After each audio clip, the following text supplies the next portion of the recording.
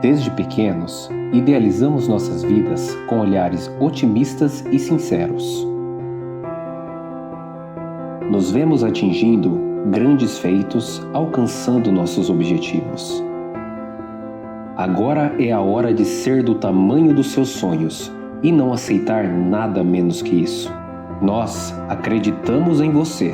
Para isso, temos como objetivo proporcionar a melhor experiência logística da sua vida, conectando o mundo em apenas um clique. Unimos todas as facilidades para integrar o processo logístico com o menor custo, oferecendo mais qualidade e velocidade para suas operações.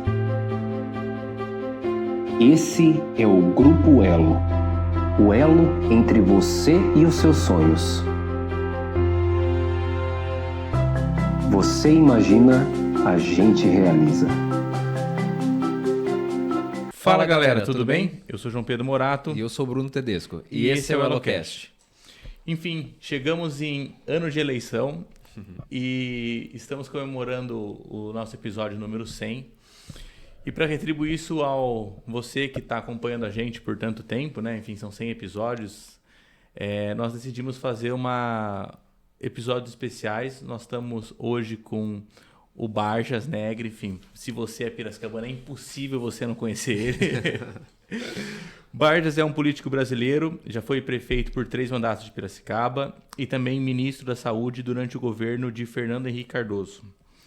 Barjas tem uma longa carreira pública, com experiência significativa em gestão municipal e saúde pública, destacando-se por contribuições tanto no âmbito local, aqui em Piracicaba, quanto no âmbito nacional.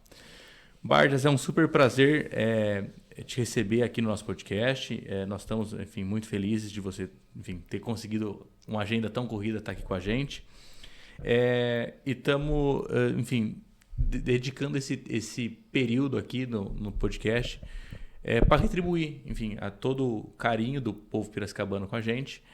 E acho que é um momento de exposição muito grande, um ano importante para todos nós, né? E que bom que você está aqui e que a gente vai conseguir bater esse papo hoje. Bom, em primeiro lugar, queria agradecer a oportunidade de estar aqui com vocês, cumprimentar pelo 100º programa, tá certo? Espero dar alguma contribuição e me coloco à disposição de vocês, mas pega leve ainda. Com certeza. Vamos começar devagar, ó, já derrubando o copo que ontem teve, né, Bruno? Barjas, então é um prazer mesmo te receber aqui, tá? A gente ficou muito feliz, como o João disse. Bom, pessoal, hoje a gente vai trazer uma temática diferente. A gente vai conhecer um pouco mais da história do Barjas Negri, né? Entender um pouco do início da carreira dele. Às vezes a gente vê os debates, né, João? A gente assiste os debates, não é nada daquilo. A gente vai começar a conhecer mais profundamente o candidato, né? O pré-candidato, né?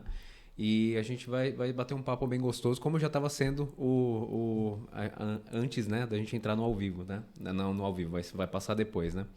Mas bora lá, bora começar esse bate-papo aí. Tô ansioso. Vamos lá. Barjas, a gente estava conversando, né? E você me disse, enfim, que é piracicabano, trabalhou na Dedini, enfim, antes de começar a carreira pública, né?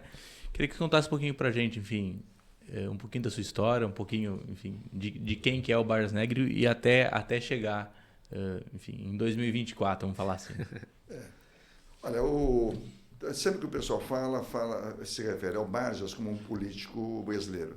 Mas, na verdade, eu fui um professor universitário durante um bom período, fui pesquisador da Universidade de Campinas, e aqui em Piracicaba eu estudei no Prudente Moraes, estudei no Sul de Minas, fiz a Faculdade de Economia no Instituto Educacional Piracicabano, que depois virou Universidade Metodista. Trabalhei na Dedini, eu era calculista 2, imagine, eu ficava fazendo cálculo o dia inteiro. Na área de vocês, eu fazia orçamento de exportação de máquinas e equipamentos da Dedini. Que legal. A Dedini era uma exportadora para Bolívia, para Venezuela, para o Paraguai, para a Argentina, e eu fazia o orçamento de usinas inteiras, tá certo? Eu era calculista e, ao mesmo tempo, fazia faculdade à noite. E depois, dentro da faculdade, agitei bastante, né? Fui do centro acadêmico, depois eu, como professor, eu fui presidente da Associação de Docentes da Unimep, e eu fiquei dentro da Unimep pelo menos uns 17, 18 anos. Como estudante, como professor e como chefe de departamento, essas coisas. Que legal.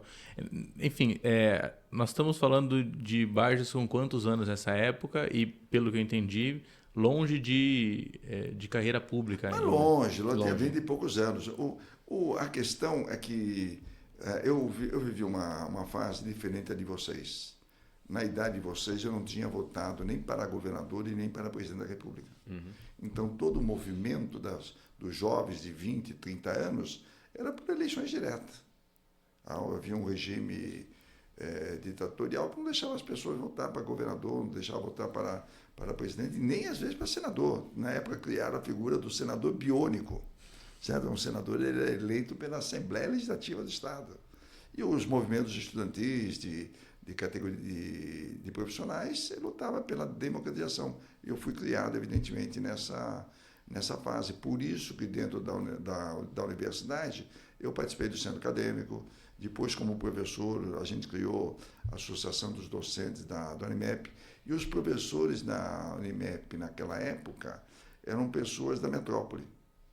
Era gente de São Paulo, da GV, da USP, da PUC, tinha alguns de Campinas. Então, a cabeça, a mentalidade desses professores incentivava muito os jovens alunos da Unimep. E eu fui estimulado a fazer pós-graduação em economia. Eu fiz o curso de economia na Unimep e já engatei. E eu fui fazer mestrado em economia na Unicamp. E aí, claro, um jovem capial de Piracicaba vai para uma universidade daquele tamanho que era a Unicamp, a tua cabeça muda, tá certo? Já dá um... Você são seminários internacionais, professores de renome, e a tua cabeça, evidentemente, muda. Eu fiquei um bom período estudando dentro da Unicamp, fazendo pesquisa e participando de tudo quanto é seminário que tinha, né? Então, o legal de ver isso é que a gente vê um Vargas já bem no início, bem ativo, né? Sempre participando de coisas, né? Sempre estando aí em ascensão. E aí eu já queria entender como que foi essa transição, Vargas, para depois que você foi para a Unicamp, para começar a colocar um pezinho, teoricamente, aí na política. Na verdade, são duas coisas. Uma é política. Você faz uma ação política quando você é um profissional, quando você é um estudante, quando você é um pesquisador. E depois tem a atividade partidária. Na época que nós estamos falando isso dos anos 70, início dos anos 80, havia o bipartidarismo. Ou você era partido do governo ou você era contra o governo. Né? Era um balaio de gato. Tudo. Você tinha apenas um partido de oposição, que era o MDB. Então, todo mundo se filiava ou votava ou trabalhava para o MDB, quem era contra o governo. E quem era a favor do governo votava na arena, essa coisa toda. Então, nós fomos criados neste movimento. E aí você tinha muitos os seminários na universidade, a Semana do Economista, Semana de Administração, Semana de Contabilidade, Semana de Direito, era uma agitação grande, tá certo? Você tinha uma coisa muito politizada. E eu tive uma oportunidade muito grande, eu fui convidado para ser secretário de Educação do município de Piracicaba. E aí que me deu uma experiência relativamente boa. Eu era jovem, com 28 anos, 29 anos, eu fui ser secretário de Educação. Claro, a Secretaria de Educação era pequena. Cuidava de transporte de aluno, de merenda, de creche, mas deu uma bagagem importante para você entender as políticas públicas mais a fundo. Tanto é que isso me ajudou muito dentro da universidade. Entendi. Quando você vai fazer pesquisa, uma coisa é você fazer pesquisa lendo os livros, tabulando, mexendo no censo, aquela coisa. Outra coisa é você ter participado. Como que produz a merenda e distribui a merenda para a molecada, como que você coloca o transporte de aluno na zona rural para que a molecada não fique sem escola. Isso me deu uma bagagem boa. E fiz a minha tese de mestrado. A minha tese de mestrado é publicada em livro, viu? Ela é sobre a história da Dedini. A história da Dedini. Isso nessa época mesmo? Isso, a Dedini foi fundada em 1920 e eu estudei a história da Dedini até 1975. A Dedini, de uma oficina mecânica com 5, 6 funcionários, chega em 1970 com várias empresas do grupo, com 5 mil funcionários. A Dedini era uma potência. Hoje sim, ela também é grande, mas relativamente ela é menor. Mas na época era uma coisa reconhecida nacionalmente. Tá certo? Eu tive Isso, você tinha 28. E aí, junto com a faculdade, você já estava trabalhando na saúde já, então. Na educação. Na educação. Na educação. Dentro da Unimep eu trabalhava na educação. Por conta disso, eu fiz mestrado na Unicamp, defendi minha tese, era secretário de Educação do município. O MDB da época ganhou o governo de São Paulo. Entendi. Tá. Com o governador Montoro. Bom, e quem é que vai para esse negócio aí? Quem que tinha um pouco de experiência? Eu tinha experiência acadêmica e tinha experiência de ser secretário. E eu, com 30 e poucos anos, fui trabalhar no Palácio dos Bandeirantes. Com essa mentalidade, Bars, eu acredito assim, você já entrando na Secretaria de Educação, você já começou a ver um caminho por aí. Ou tipo assim, quando você já entrou, você já não achou que iria seguir. Você achou que iria ser só um período e que depois iria desvincular? Eu fiz muito mais a coisa técnica. A política é por ação política mesmo. Mas, na verdade, eu sempre privilegiei o trabalho técnico. Entendi. De secretário de Educação, coordenador de política social, pesquisador. A gente foi publicando artigos, livros, pesquisas, etc.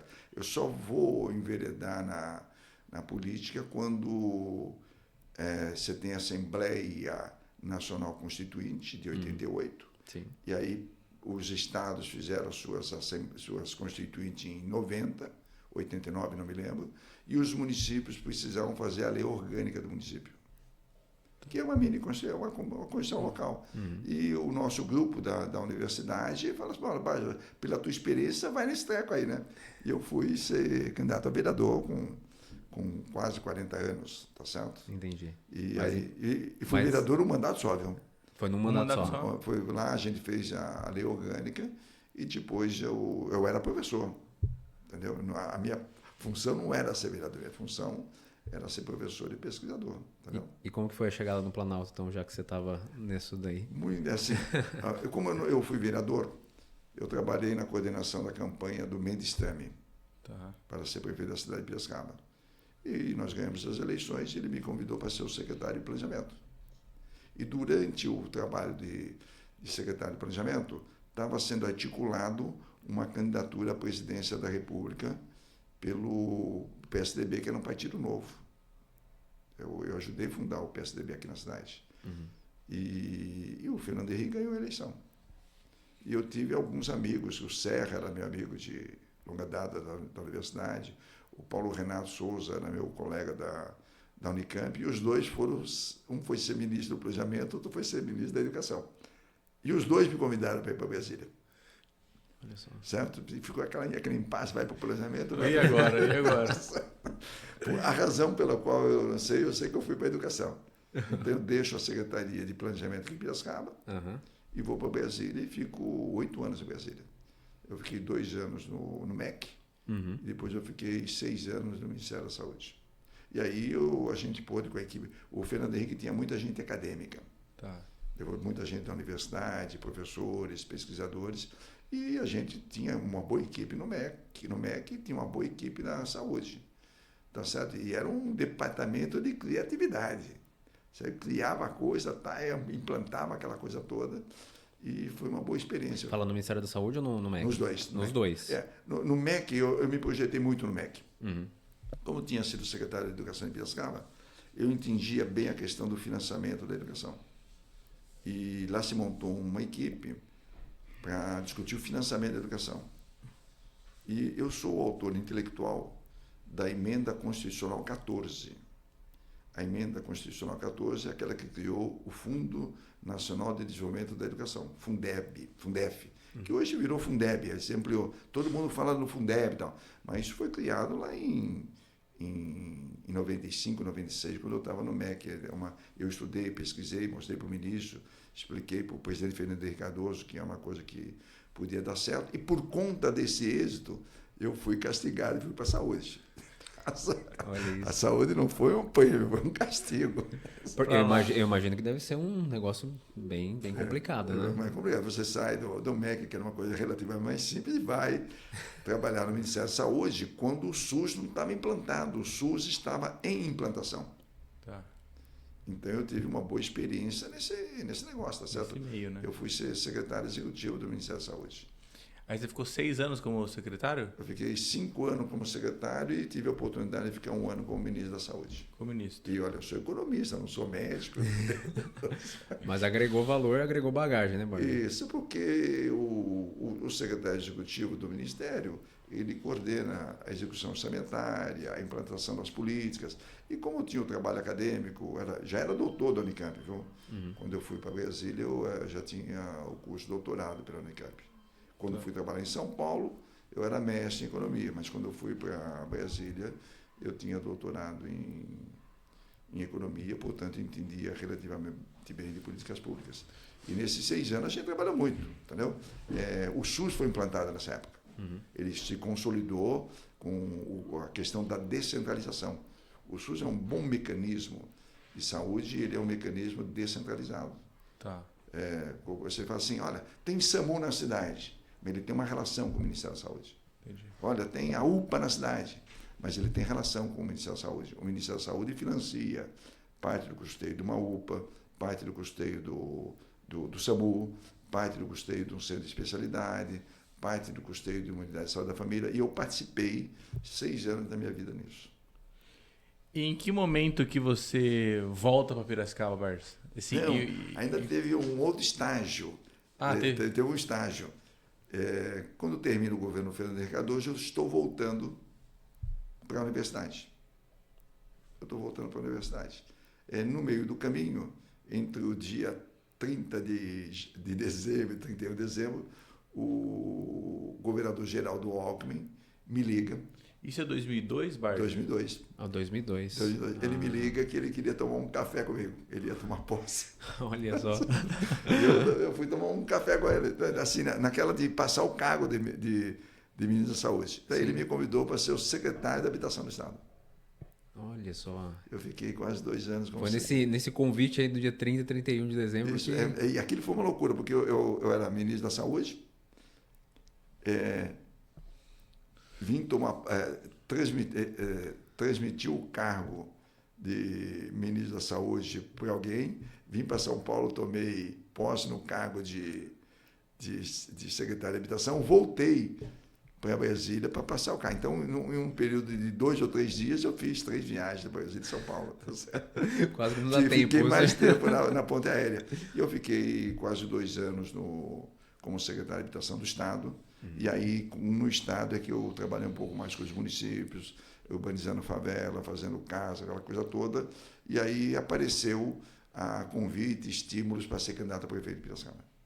Então foi aí que Barzas então começou a prática aqui em Piracicaba. Pegando gosto. Pegando gosto. Você está em São Paulo, você está final de semana em Piracicaba, você viaja, conversa, faz reuniões.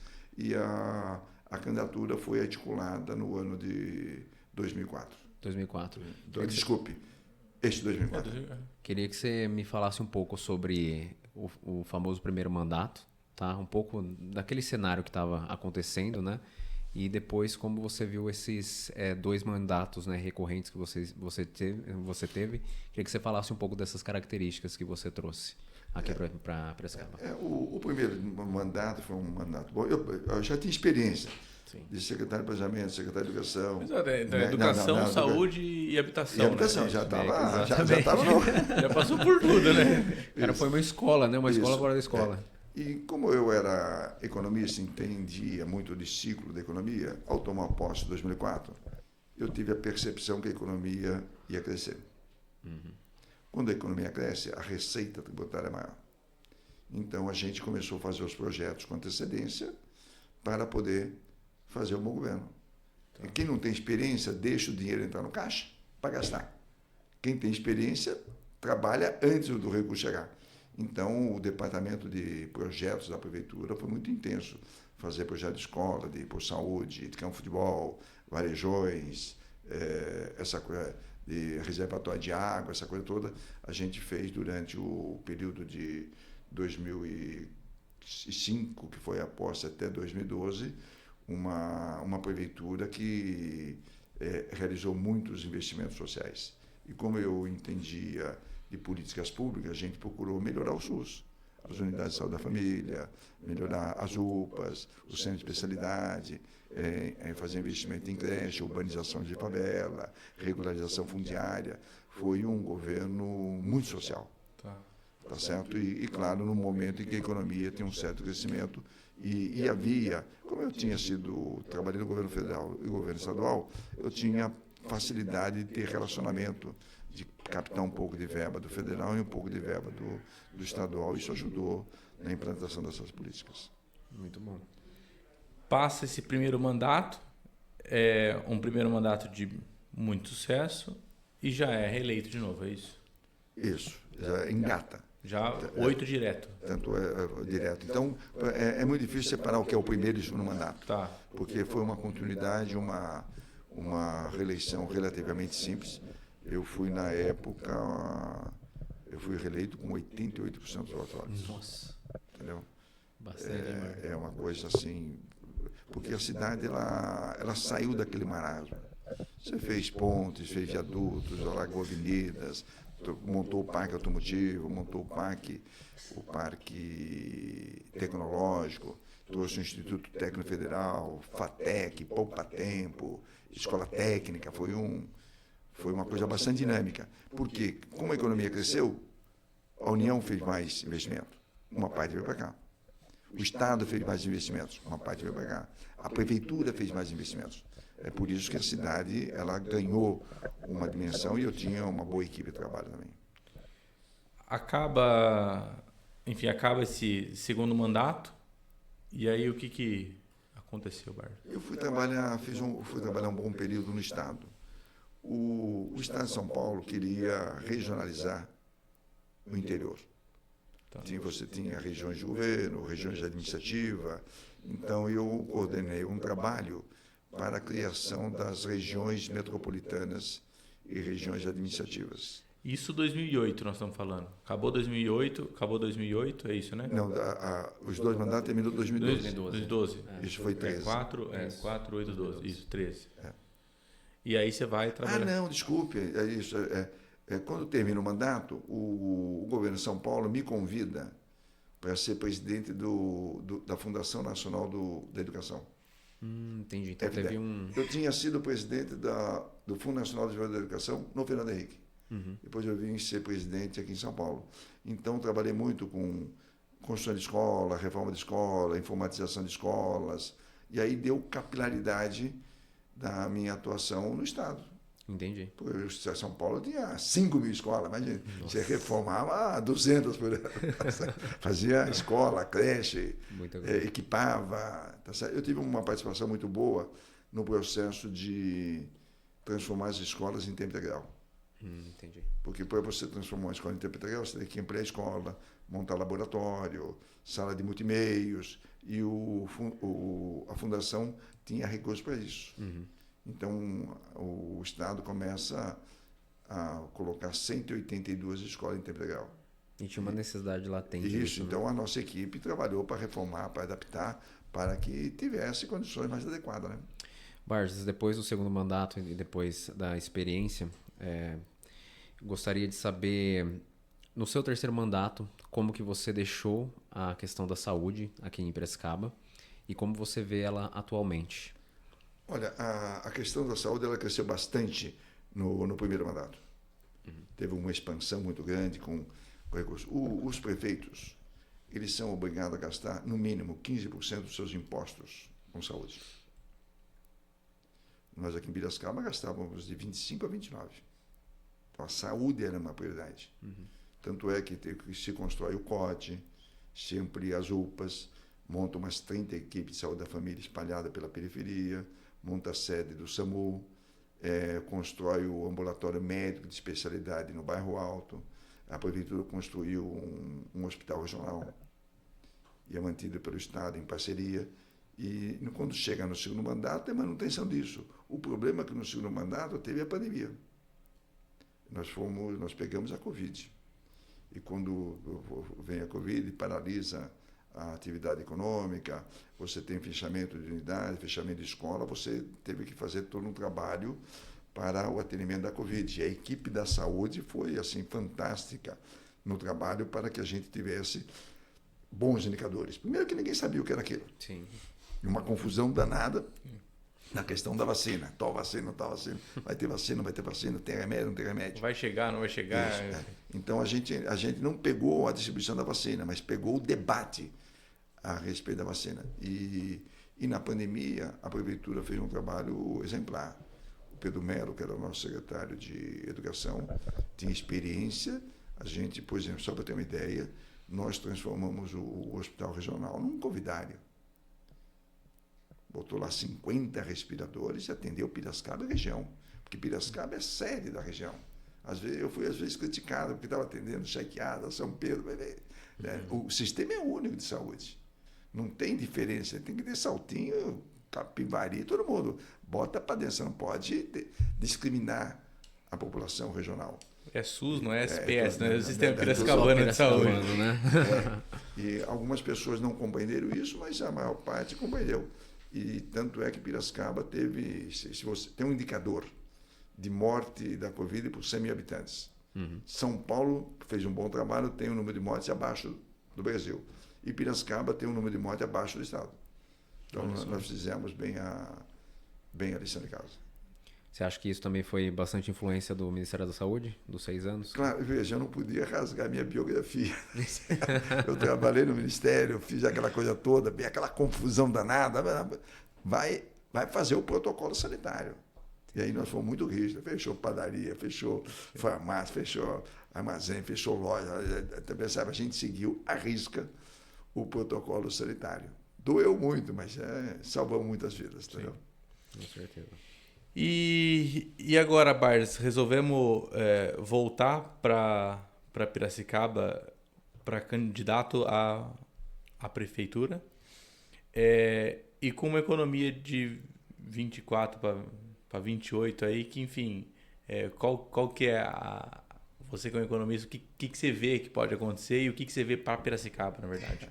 Olha, na verdade, a articulação da nossa pré-candidatura com partidos políticos, com entidades, com líderes comunitários, alguns empresários da cidade, é para recolocar Piracicaba no rumo certo. Na minha opinião, a prefeitura está muito travada. Ela não solta muitas coisas, tem dificuldade em fazer aprovações, não tem a percepção da importância que é você fazer o saneamento básico, levar água em favela, construir uma creche, montar um posto de saúde novo. Isso parou. Então, há uma letargia na atual administração que nós entendemos que tem que ser corrigido. Então, toda a articulação da nossa pré-candidatura é primeiro para dar uma acertada nisso.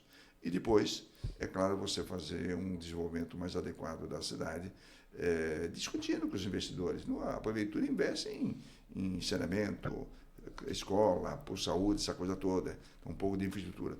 Mas quem faz investimento na cidade são os empresários. Você tem que... Pega a construção civil. A construção civil é um excelente gerador de emprego, de pedreiro, servente, carpinteiro, eletricista, azulejista, encanador, marceneiro. E você travou esse negócio na cidade. Nem sei direito qual é a razão, mas quando você dinamiza a construção civil, você dá emprego para muita gente de baixa renda. Sim. E aí você melhora as condições de vida dessas pessoas. Então, claro, tem que ser uma coisa ordenada, não pode ser um crescimento desordenado, mas a cidade tem um plano diretor. Aí, seguindo o plano diretor, você consegue fazer isso. Você tem investimentos do governo... Olha, o governo estadual está fazendo pouco investimento na cidade. Está fazendo uma escola, que começou na época que eu era prefeito. Está fazendo uma escola lá no Vale do Sol, o terreno foi viabilizado por nós, o projeto. Então, hoje precisa fazer 2 ou 3 escolas do estado aqui e você não tem uma liderança que vai atrás de fazer essas coisas. O anel viário, vocês trabalham com logística, o anel viário, ele sai da rodovia do Açúcar e chega até o Uninorte. Sim. Isso foi uma conquista da nossa gestão junto ao governador José Serra em 2007, 2008. Levou quase 10 anos para ficar pronto aquele negócio. A segunda etapa do anel viário, eu participei da audiência pública em São Paulo, 2018, 2019. Foi incluído o prolongamento do anel viário chegando perto da Cosan, depois perto de Itaperu. É para fazer em 10, 12 anos. Mas vai lá, faz pressão, antecipa. Se não fizer pressão, não sai. Demora mais. E esse anel viário, ele é importantíssimo para resolver o problema do trânsito de Santa Terezinha até a Salamital. Aquilo está congestionado de manhã, de tarde e de noite. Então, tem que fazer pelo menos uma etapa. E você vê, conversa, vai, tira. Hoje tem uma geração de políticos que gosta de fazer selfie. Você vai lá, faz selfie com o governador, faz selfie com o ministro, faz selfie com o secretário. Não é assim. Tem que sentar... Pode até fazer selfie depois que resolver, mas tá fazendo, né? Vai tirar selfie do protocolo do papel, não é assim. Você tem que sentar. Olha, o anel viário de Piracicaba, eu sentei pessoalmente com o José Serra, que era o governador, e fui discutir com o Mauro Assi, que era o secretário de transporte. Foi uma batalha, audiência pública e tal. O meu secretário de transporte foi várias reuniões. Se você não faz isso, outros prefeitos fazem. E lá, o bolo é um só, né? Alguém sai na frente. Se você não tem o dinamismo, não tem a cooperação dos deputados, dos vereadores, do prefeito, você fica na fila, entendeu? Ô, Barzio, e assim, a gente está falando assim de 30 anos de carreira pública? 30, um pouco 30, mais. Um pouco. E é o que você falou assim, por ter tantos contatos, por ter tanta facilidade de estar no meio por tanto tempo, eu acho que isso gera uma qualidade, né? Enfim, qualidade, competência, podemos falar assim, para que, enfim, a gente consiga colocar velocidade e colocar resultados rápidos, né? Porque caso contrário é isso, assim, se você tivesse essa dificuldade, não tivesse... A experiência conta muito. Você pega hoje na tua gestão municipal, falta um pouco de experiência, falta um pouco de compreensão das políticas públicas, e o próprio secretariado não tem experiência pública. Olha, vocês são do setor privado.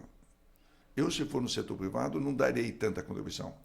Mas se vocês forem para o setor público, vocês também não vão dar tanta contribuição. O setor público é mais intrincado, tem outras normas. Você tem que fazer um mix, botar gente do setor público com gente do setor privado e dar uma oxigenada nesse negócio. Por isso que a prefeitura ficou travada um bom período. Olha, Minha Casa Minha Vida, que é um programa federal. Sim. Durante a minha gestão, a gente viabilizou 14 mil unidades. 14 mil. Na atual gestão, estão para viabilizar 320. Certo? O governo federal vai produzir 2 milhões de unidades. Está previsto para Piracicaba só 320, é muito pouco. Tá certo? E o Minha Casa Minha Vida é casa para gente de baixa renda, tem um bom subsídio. Tá? Você tem que ficar em cima, perseverar, conversar com os empresários, conversar com a Caixa. Se você não fizer algumas 3, 4 mil unidades de Minha Casa Minha Vida, você não fornece casa para o pessoal de baixa renda e você não tira o pessoal de área de risco de algumas favelas na cidade, entendeu?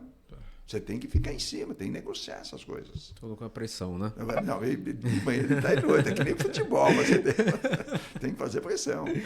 Ô Bars, eu acredito que com a sua experiência, principalmente aí, a gente volta a falar do Ministério da Saúde, como você já estava falando sobre essa questão da sua percepção da prefeitura está meio truncada, né? Queria que você falasse os principais pontos, já tendo trabalhado com o Ministério da Saúde, que estão, teoricamente, aí, travados na saúde de Piracicaba, e também da gestão financeira. Eu acho que eu posso dividir essa pergunta em duas. Tanto da saúde, tá? Quais são os pontos que precisam de mais atenção, né? E que talvez foram um pouco falho nessa última gestão, e também a questão da gestão financeira, se isso também contribuiu para esse truncamento da saúde e os outros temas principais também. Olha, na saúde, o município é encarregado da atenção básica. Pouca gente sabe, mas Piracicaba tem mais de 50 unidades de saúde da família, espalhadas nos bairros da cidade. Cada equipe tem um médico, um enfermeiro, uma enfermeira, 2 técnicos de enfermagem, 4, 5 agentes comunitários de saúde. E aquela equipe atende 5 mil pessoas, espalhado pela periferia. E as pessoas dependem daquela consulta, dependem do atendimento daquela enfermeira, dependem do pré-natal, dependem da vacinação. A prefeitura demora para contratar o médico. O médico sai, não tem concurso colocado à disposição para fazer a substituição. Então, como você não teve uma experiência boa, Você tem que todo ano abrir concurso público. Porque se contrata médico também em Santa Bárbara, Americana, tá? A concorrência entre as prefeituras é grande. Esse começo de ano a gente viu tanto que ficou infestado, né? Tanto de gente que tinha sem atendimento e muito tempo. Sai um médico de 20 horas, você tem que ter o concurso do especialista. Para você ter um problema de salário, resolve, discute com a Câmara, melhora o salário. Olha, eu, no meu primeiro mandato, tinha um problema com professores, o salário era baixo. A gente discutiu com os professores, discutiu com o sindicato, discutiu com a Câmara, nós melhoramos a referência salarial dos professores. Ao abrir o concurso, nossa, veio o professor de Limeira, de Rio Claro, de Santa Bárbara, não faltava professor. Na saúde é a mesma coisa, eu não tenho toda a informação, mas se você não melhorar as condições de trabalho do médico, não melhorar a sua remuneração, é claro que vai ter problema. Então, hoje, qual é a maior dificuldade? A maior dificuldade é ter especialista na rede. Você vai no centro de especialidade, você vai na policlínica, tem poucos médicos. E tem que ter o concurso, tem que melhorar o salário, é assim que faz. Tá certo? Se gastava 26% com saúde, hoje está gastando 22%. Esses 4 pontos percentuais fazem falta. Melhora o salário do médico, melhora o salário, compra mais medicamento, compra mais exames, compra mais internação na Santa Casa e na Cana. Aquelas pessoas não sabem. Quem paga a internação do SUS na Cana é a prefeitura. Parte do dinheiro vem do Ministério da Saúde. Quem paga as internações no Hospital da Cana da Santa Casa é a prefeitura. Bom, tem fila, compra mais vaga. Aumenta um pouco o gasto na saúde. Você não pode fazer economia na saúde. A economia, esquece, sempre vai gastar. E você põe, está faltando dinheiro. Né? O sistema é subfinanciado. Agora, você corta a participação relativa da saúde do município de Piracicaba, claro que tem problema na contratação, no fornecimento de exames, laboratórios, exame de imagem e assim por diante. Então, na saúde tem que dar um choque de gestão, de motivação e pôr um apoio de dinheiro mais significativo para poder atender bem a população. Metade da população de Piracicaba depende do sistema de saúde. Metade. Não é pouca coisa, entendeu? É bastante, né? Você, como economista, qual que é a grande dificuldade de, assim, segurar o dinheiro, né? Enfim, ter esse controle, mas gastar 26% com saúde e ter mais 25% na educação. E 25% da educação. Então, assim, me sobraram 49% do resto, né? Para tudo mais. Tudo o resto. Para tudo mais. Aí tem que se virar dos 30%. Então, assim, fico com a impressão de que o cobertor é curto, né, Barja? Então, assim, ou você esquenta o peito, você cobra o pé. Então, assim, como que funciona tudo isso e em que momento que ter bons contatos em estado e federal facilita para que venham mais verbas, para que aí sim consigam fazer mais investimentos na cidade, consigam fazer com que a cidade cresça. Como que funciona um pouquinho disso? Assim? Isso depende muito dos parlamentares, né, na região, da articulação que você tem com o governo do estado e com o governo federal. Você veja só, a gente conseguiu em Piracicaba implantar uma ETEC, uma escola técnica aqui na Paulista, uma FATEC no Parque Tecnológico, Faculdade de Tecnologia, e um Instituto Técnico Federal, de articulação, de conversa, tá certo? Construiu várias escolas do Estado. Então, isso você tem que, primeiro, ter bons projetos. Tem uma coisa, quando você se relaciona com o Estado, com a União, você tem que arrumar o terreno. Você quer fazer uma UPA? Se não tiver terreno, não faz. Você quer trazer um Instituto Técnico Federal? Se não tiver o terreno, não faz. Você tem que planejar com um pouco de antecedência. Em geral, eu vejo a administração leva 1 ano para arrumar um terreno. O terreno tem que arrumar em 30 dias. Se arrumar em 30 dias, tem chance de conseguir o investimento para fazer. Tem que fazer escola do Estado aqui na cidade. Tem que fazer, pelo menos umas 2 ou 3. Mas se a prefeitura não fizer a doação do terreno desembaraçado, com escritura, com matrícula, não sai, entendeu? Não. Sim, essa é a dificuldade. Olha, eu fiz um hospital regional. Imaginem, nós arrumamos um terreno de 80 mil metros quadrados. Deu mais trabalho para arrumar o terreno de 80 mil metros quadrados que fazer a obra de 20 mil metros quadrados, entendeu? Com certeza. Mas quem não tem experiência, come banha, né? Ô, Barjas, gostaria que você falasse para a gente diferente das últimas gestões, tá? Dos seus últimos mandatos, caso seja, né, eleito nessa candidatura, qual será a diferença para essa nova gestão? Olha, o primeiro é uma gestão com um pouco mais de experiência, com um pouco mais de sensibilidade. Tem que dar uma acertada na saúde. Acertar na saúde é colocar um pouco mais de recurso para acertar a saúde, contratar os profissionais, motivar a rede. A rede de saúde tem 2.000 funcionários. 2.000, não é pouca gente. Tá certo? Você tem que motivar isso e aí você também tem que negociar com o Ministério da Saúde um aporte de recursos para poder ampliar a contratação de leitos hospitalares. Eu não percebo um dinamismo na Secretaria da Saúde para aumentar o que se chama de teto. Cada município tem um teto, é um orçamento.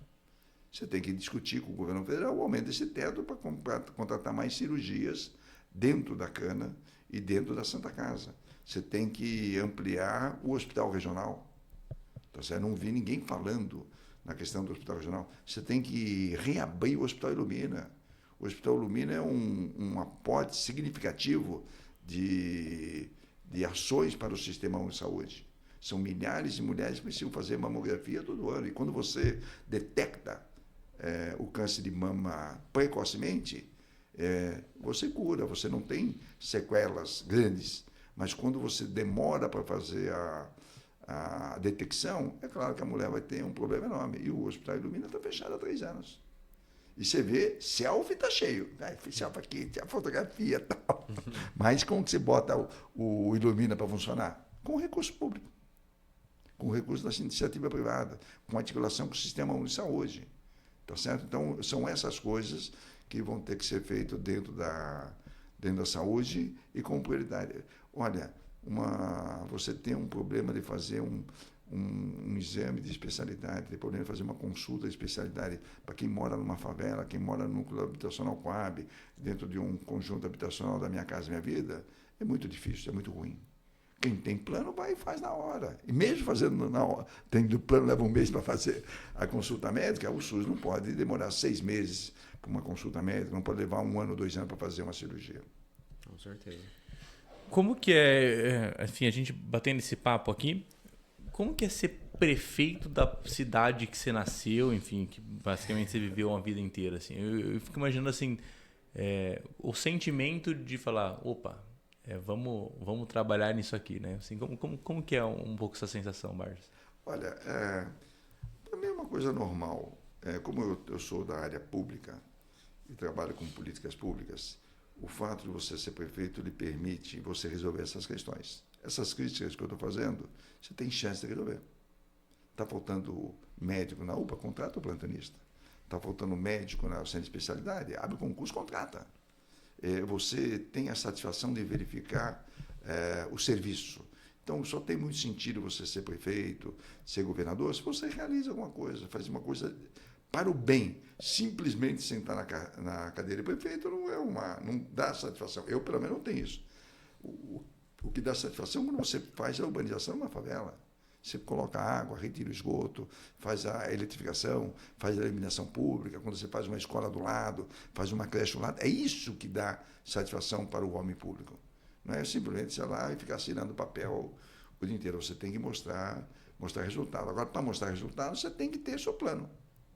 E mesmo você tendo plano, se você não ficar em cima, não sai, entendeu? Você tem que ficar perseverando lá, senão não sai, demora muito. Como que é feito esse plano, Barges? Oi? Como que é feito esse plano, assim, o planejamento da cidade? Olha, todos os candidatos a prefeito têm equipe discutindo saúde, educação e tal, e aparecem boas ideias, coisas complicadas de se fazer. Eu tenho uma facilidade que eu conheço o orçamento. Olha, apareceu na hora de creche, dá para fazer uma creche, dá para fazer um por saúde. Tem que estar tudo casado no orçamento.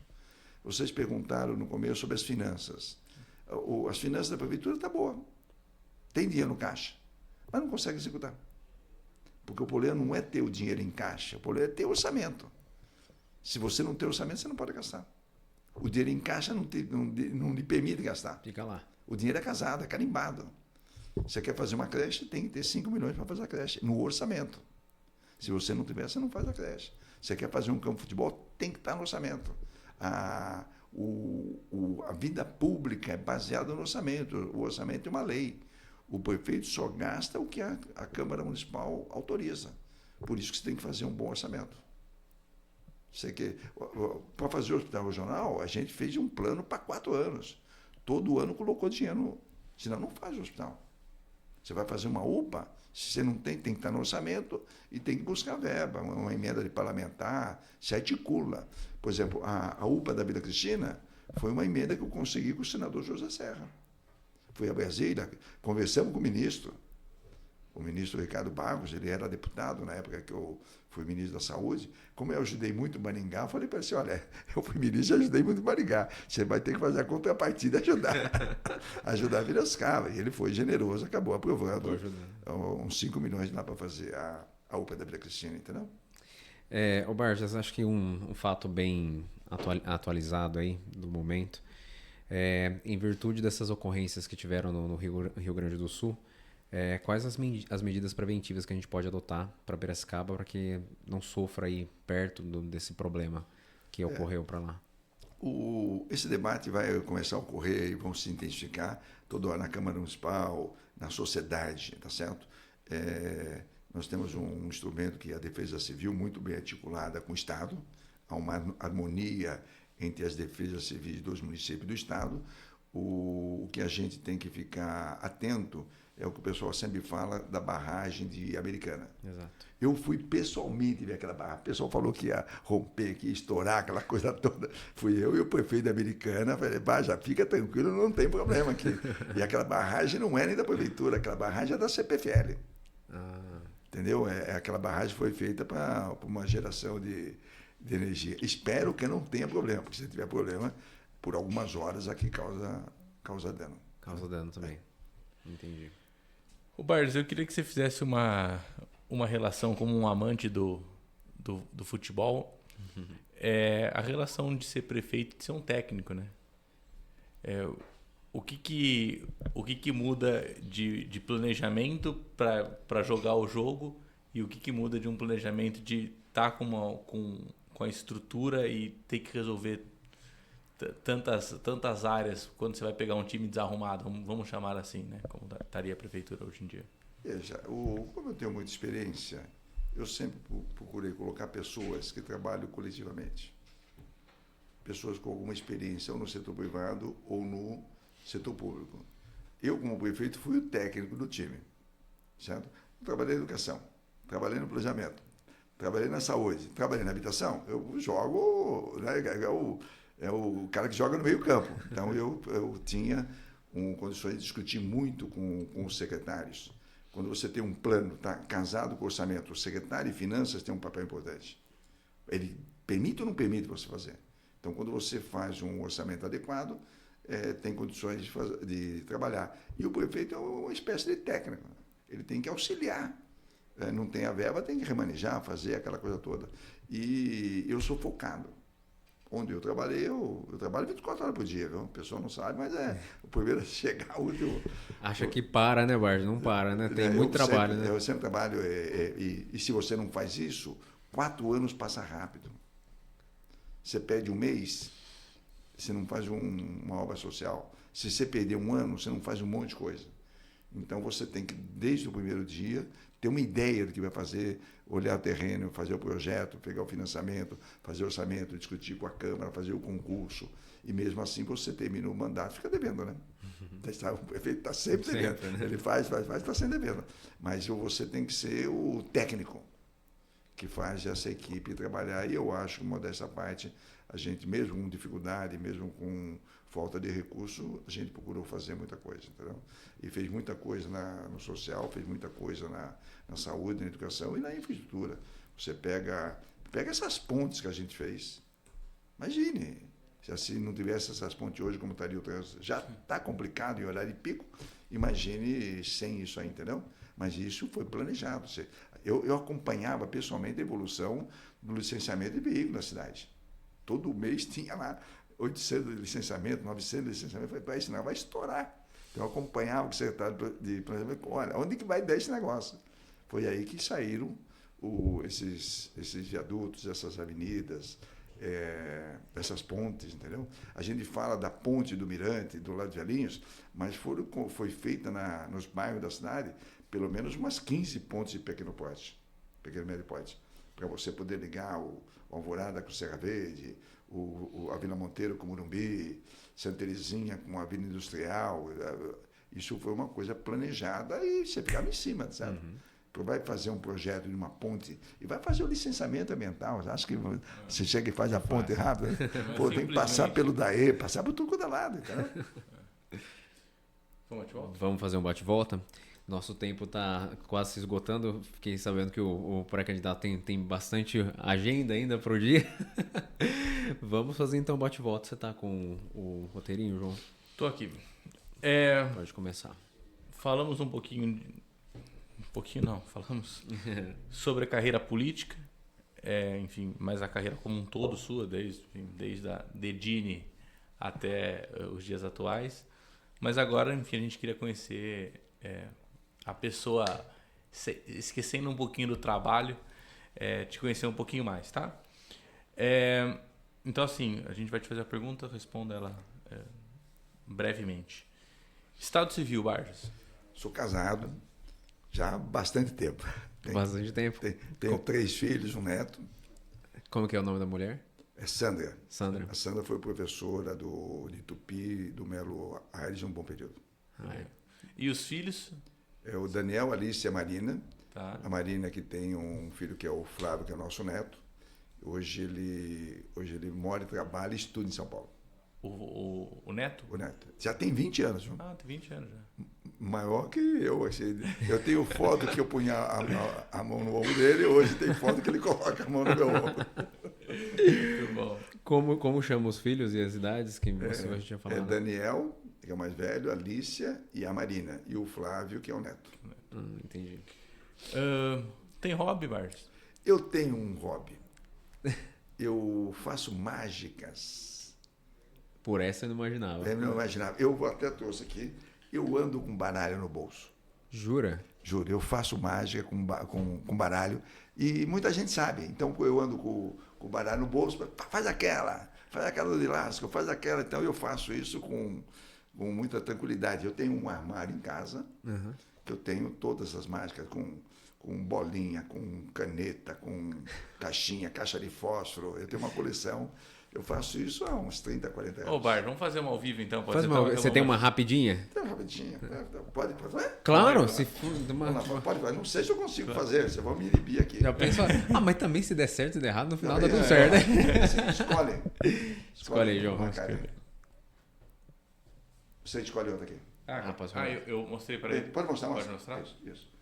Ó, o baralho é normal, viu? Vou mostrar pra câmera. Ó, o baralho é normal. Baralho normal. Pode ser esse daqui? Foca, será? Veja se você você mostrar aqui? Foca, será? Não, isso. Não, vai Foca. nessa. Tá bom? Aqui, ó. Vou cortar aqui e põe uma aqui. Uma aqui?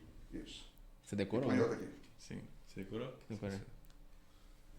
Isso. Daí, aqui eu vou fazer um corte. Vou fazer outro corte aqui, ó.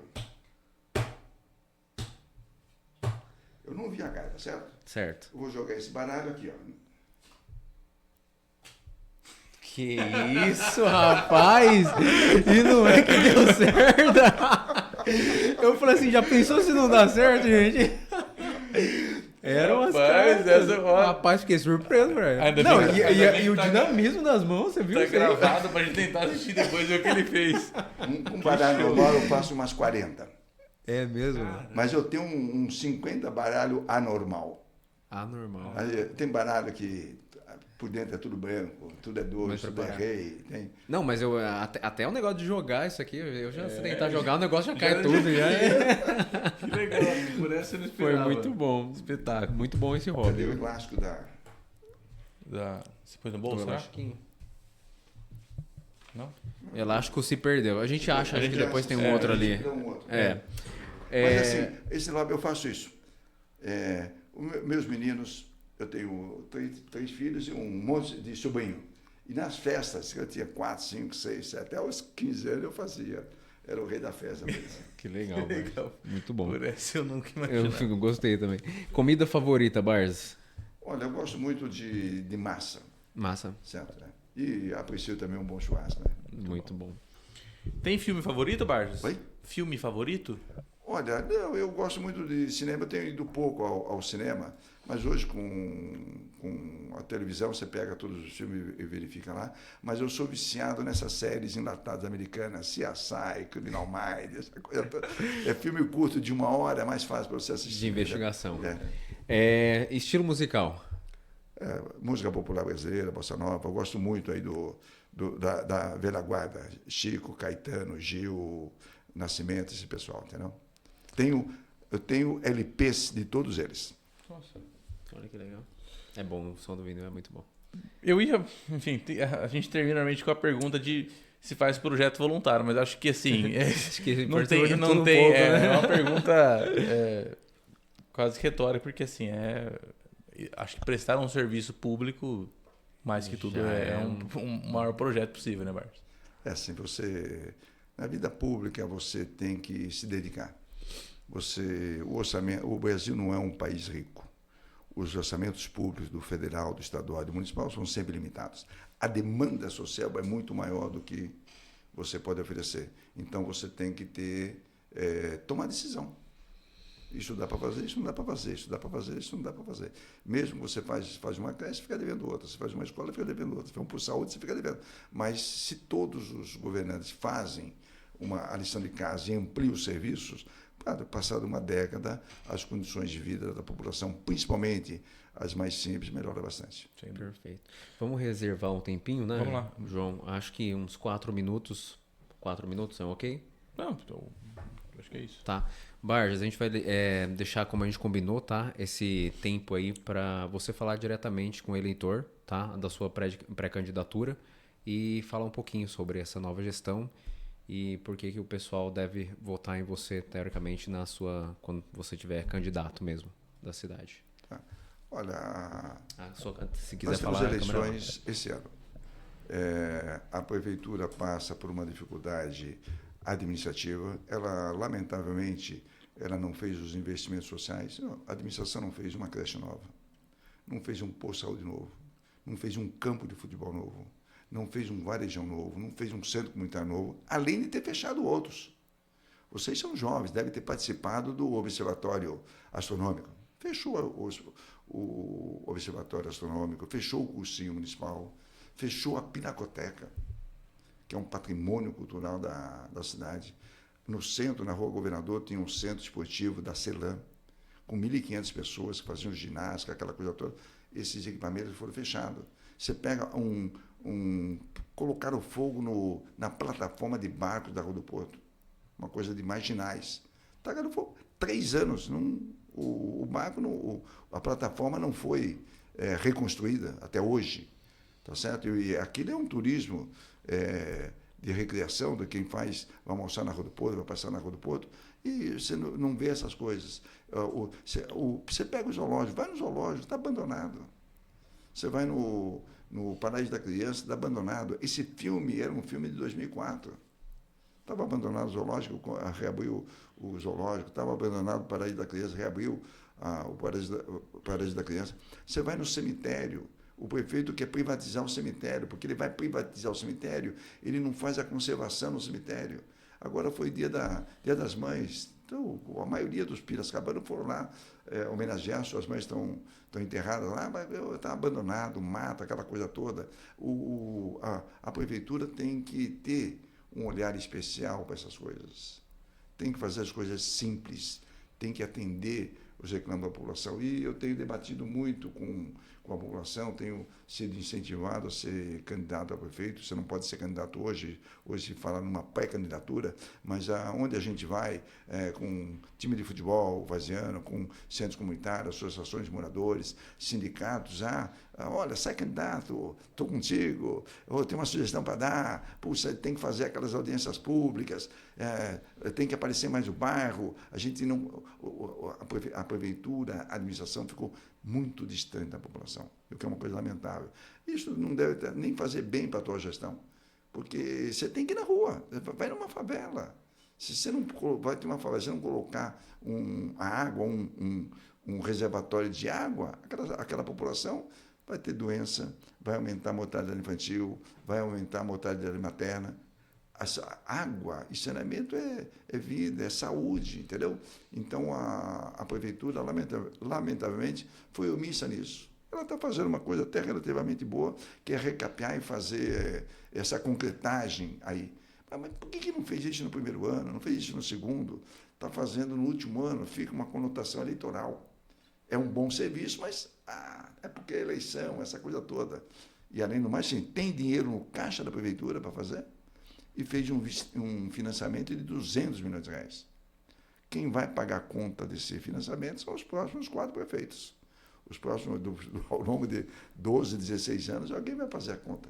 O pessoal fala assim, não, tem capacidade de endividamento. Claro que tem. Quando você tem capacidade de endividamento hoje, você compromete a capacidade de investimento futura. Esse empréstimo vai ter que ser pago ao longo dos próximos 3 ou 4 mandatos. Eu espero que fique bom, tá certo? Mas você faz o recapeamento de algumas ruas importantes, mas não faz a operação tapa-buraco de forma adequada nos bairros da periferia, não faz a operação corte de mato de forma adequada na periferia. Então, o pessoal, eu tenho mais de 70 pessoas trabalhando no plano do governo, e essas coisas foram detectadas. Você tem que dar um choque, olha, tem que melhorar a operação tapa-buraco, tem que melhorar a operação de sinalização das ruas, tem que melhorar o corte de mato. Você tem que fazer com que a zeladoria, as coisas sempre da prefeitura, funcionem relativamente bem para poder pensar nas coisas de macro, que são investimentos em ponte, viadutos, alagamento de avenidas e assim por diante. Não fala de educação e saúde, porque isso é mais normal. Você falou, você tem 51% dos recursos, está na saúde e educação. Sempre tem o dinheiro para fazer uma creche, sempre tem o dinheiro para fazer um posto de saúde, sempre tem o dinheiro para ampliar a UPA. E a prefeitura tem que ser ágil, tem que fazer porque a população precisa desse serviço. Então, a nossa pré-candidatura é para debater essas coisas, tá certo? E fazer a articulação para que o Estado, o governo do Estado e o governo federal façam um pouco mais de investimento, um pouco mais de parcerias com a cidade de Piracicaba. E que Piracicaba volte a ter o protagonismo. Isso aqui é uma região metropolitana. Piracicaba é a sede da região metropolitana. Tem que debater com os prefeitos. Você vai falar de água? É um problema metropolitano. O rio Curumbataí vem de lado, vem de Curumbataí e passa para o Rio Claro. Se você não fizer uma barragem no rio Curumbataí para preservar a água que passa, daqui 10 anos você pode ter uma crise hídrica. Você tem que ter um reservatório. Esse projeto está aprovado pelo Estado. Quem é que discute? Eu vejo o prefeito discutindo? Não. Tem 3 deputados. Você viu os deputados discutindo isso? Não. Tá? Isso é uma prevenção para os próximos 10 anos. Fora outras coisas que tem nas escolas técnicas, do Instituto Federal, as profissões estão mudando. Então, os cursos de qualificação profissional têm que mudar também, tá certo? A nossa candidatura é para debater isso e tentar ajudar a cidade de Piracicaba mais uma vez. Sem dúvida. Mensagem Excelente. dada. Mensagem dada. Enfim, parabéns pela pré-candidatura. Dando certo a candidatura em 6 de outubro. 6 de outubro. 6 de outubro. Uma boa sorte para você. Pessoal, queria agradecer vocês que acompanharam. Enfim, foi um episódio super especial, falando com uma pessoa ilustre aqui que a gente recebeu. Barges, obrigado. Obrigado pela presença. Sabemos a agenda, sabemos a correria. Não cobrei com o velho artista. E não cobrou. Exatamente, não E eu jamais poderia esperar um bate-papo tão gostoso e principalmente uma finalização com o Márcio. Foi surpreendente, foi surpreendente. Obrigado mesmo, Barges. Eu agradeço. Obrigado pela oportunidade. Parabéns aí pelo 100º, que vocês continuem chegando no 100º episódio. Se Deus quiser. Barges, obrigado em meu nome agora especialmente. Foi maravilhoso. A gente ficou muito feliz mesmo com o episódio de hoje, episódio especial. Pessoal, obrigado pela participação de todos. Esse episódio vai ficar gravado depois para vocês assistirem. Não esqueçam das nossas redes sociais, @Grupo Elo Logistics. Sigam lá os nossos conteúdos mais atualizados. É isso aí?